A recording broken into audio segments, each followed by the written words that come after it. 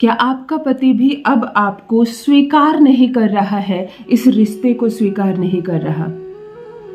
जिस रिश्ते में जीवन बसा है आपका, खुशियां बसी हैं आपकी, विवाह कर कर आप इस घर में आई ताकि 7 जन्म अब इस पति का साथ निभाऊं मैं और ये निभाए मेरा।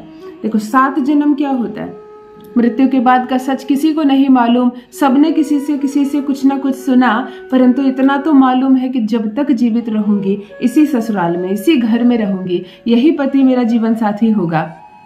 मैं इसके लिए कुछ करूंगी, वो मेरे लिए कुछ करेगा और हम दोनों ही सुख दुख में एक दूसरे के साथी होंगे। 7 जन्म का छोड़ो, कम से कम इस जन्म भी यदि पति संपूर्ण जीवन ईमानदारी से तुमसे निभा लेता है तो यही खुशी काफी है हर महिला के लिए, हर लड़की के लिए। अगले जन्म सोचते हैं।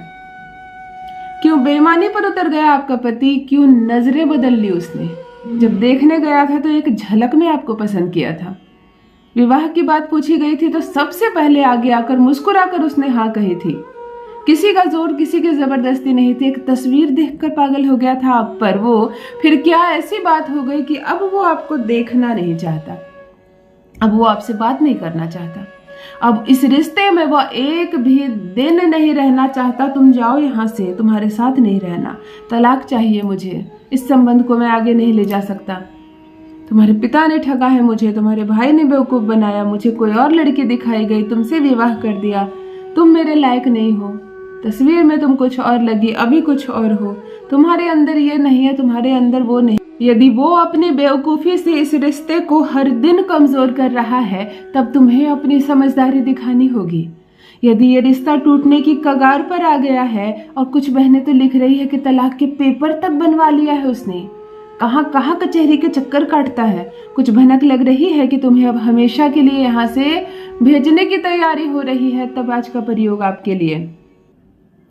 आज मैं आपको काम तंत्र साधना सिखाने जा रही हूँ। काम बाण साधना, यह एक ऐसी साधना जो कभी विफल नहीं होती, सुरक्षित है, पति पर इसका कोई भी गलत असर प्रभाव नहीं पड़ता।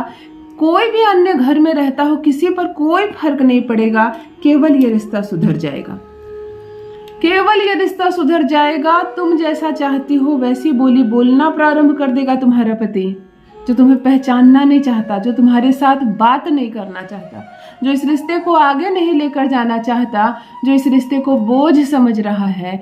एक दिन तुम्हारे बिना, एक मिनट तुम्हारे बिना नहीं रहना चाहेगा। जो तुमसे 1 मिनट बात नहीं करना चाहता, केवल तुम्ही से बात करेगा। मायके में रहोगे तो इतने फोन कॉल करेगा कि फोन काटना पड़ जाएगा, फोन इग्नोर करना पड़ जाएगा, इतने फोन कॉल करेगा। ससुराल में रहोगे तो कोई काम करने नहीं देगा, बात बात पर बुलाएगा तुमको। तुम खुद ही हैरान रह जाओगी कि शादी के इतने साल के बाद भी भला इतना प्रेम किस जोड़े में रहता है। इस हिसाब से वो तुम्हारा दीवाना हो जाएगा। बुरी बात क्या है इसमें? पति रहे पत्नी का दीवाना और पत्नी रहे पति की दीवानी, यही तो संसार है, यही गृहस्थ जीवन का आनंद है। यदि विमुख हो रहे हो तुम दोनों एक दूसरे से, एक दूसरे की दिशा से अलग हो रहे हो, अब संबंध हर दिन बिगड़ता जा रहा है, रास्ते बंद हो रहे हैं, ऐसा लग रहा है कि ये रिश्ता अब यही खत्म होने वाला है, तब ये काम बाण साधना आपके लिए, सरल साधना, केवल 7 दिन की एक साधना, चुपचाप साइलेंटली अपने घर में करना, किसी को कुछ भी पता नहीं चलेगा। धीरे धीरे धीरे धीरे, चाहे 7 साल से ये रिश्ता खराब क्यों ना हो रहा हो, 7 दिन में रिश्ता सुधर जाएगा। इसमें असली बात यह है कि पति तुम्हारा गुलाम हो जाएगा। शब्द थोड़ा अलग है, अजीब है, गुलाम हो जाएगा, पर हाँ वो तुम्हारी हर बात मानेगा। उसको कोई 1 गिलास पानी भी देगा ना तो वो एक बार तुमसे कह लेगा जरा पानी पी रहा हूँ, मतलब इतना बंध जाएगा वो तुमसे। और फिर क्या है, गृहस्थ जीवन सुख में। जान लीजिए प्रथम मैं कौन हूँ। नमस्कार दोस्तों, मैं हूँ खुशबू सिंह। बहुत स्वागत, बहुत अभिनंदन करती हूँ आप सबका अपने YouTube चैनल ज्योतिष ज्ञान में। कैसे हैं आप सब और घर में सब कैसे हैं? मेरे कमेंट सेक्शन में जय माता दी, हर हर महादेव अवश्य लिखें, अपनी खैरियत मुझे जरूर बताएं। पढ़ती हूँ हाथ की रेखाएं, पढ़ती हूँ जन्म कुंडली, और आप कुछ ना कहें तो आपका चेहरा भी पढ़ लेती हूँ। करम है, कृपा है ऊपर वाले की, प्रेम है आप सबका। जुड़िए ज्योतिष ज्ञान चैनल से। जो भी नए भाई बहन चैनल पर पहली बार आए हो, मेरे वीडियो को पहली बार देख रहे हो, मुझसे प्रथम बार मिल रहे हो, चैनल को सब्सक्राइब करें, मेरे परिवार का हिस्सा बने। दिल नहीं टूटने दूंगी। एक भी घर नहीं टूटने दूंगी। रिश्ता कितना भी क्यों ना बिगड़ गया हो, रिश्ता एक दिन में संवरेगा। ये 7 दिन बहुत यादगार रहेंगे आपके लिए। 7 जन्म का पता नहीं, इस जन्म तुम्हारे बिना क्षण भर के लिए नहीं रहेगा।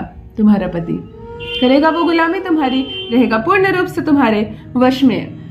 मंगलवार से प्रारंभ करना मेरी बहनों, शुद्धता का, पवित्रता का बहुत अधिक ध्यान रखना है। 7 दिनों में कोई ऐसा वस्त्र नहीं पहनना है जिसे तुमने कभी भी पीरियड में पहना हो। बिल्कुल पीरियड वाले कपड़े नहीं पहनने, चाहे तुमने कितना बार भी उसको धो लिया हो, नहीं पहनने हैं। मतलब एक काम करो, मैं एक महिला हूँ, ऐसे तुमको सलाह दे रही हूँ, एक साड़ी, एक पेटीकोट, एक ब्लाउज ऐसा कोरा खरीद लो या नया हो जिसको तुमने अभी तक नहीं पीरियड में यूज किया हो, और इसी को 7 दिन धो धो कर पहनो। आज साधना कर ली तुमने, इसे फिर पानी में डाल देना, पसार देना, सूख जाएगा, है ना। और फिर वैसे जैसे आपको ठीक लगे, परंतु पीरियड में इस्तेमाल किया हुआ कोई भी अंडरगारमेंट्स तक नहीं पहनोगी। साधना बहुत पवित्रता के साथ हेयर वॉश करने के बाद मंगलवार से प्रारंभ करके धूप ले लेना अच्छी मात्रा में। धूप जो हवन में डालते हैं उसमें बहुत कुछ मिला होता है, काली तेल, जौ, सब कुछ मिला हुआ, घी मिला हुआ रहता है, सब कुछ वही मिला हुआ तुमको चाहिए। सिर्फ लकड़ी की धूप मत लेना, वो जो हवन के लिए सामग्री वाली धूप आती है वो ले लेना। बराबर 7 भागों में बांट देना। 7 दिन तक कम से कम 2 मुट्ठी धूप तुमको जरूरी है, तो ध्यान रखना 14-15 मुट्ठी धूप कितना होता है ले लेना। 1 केजी धूप खरीद लेना। तुमको एक माँ काली की प्रतिमा मूर्ति चाहिए, माफ करो तस्वीर चाहिए, प्रतिमा मूर्ति नहीं चाहिए। प्रतिमा मूर्ति अगर घर में है आपके घर में काली माँ स्थापित है तो अलग बात है, वैसे नहीं, तस्वीर चाहिए।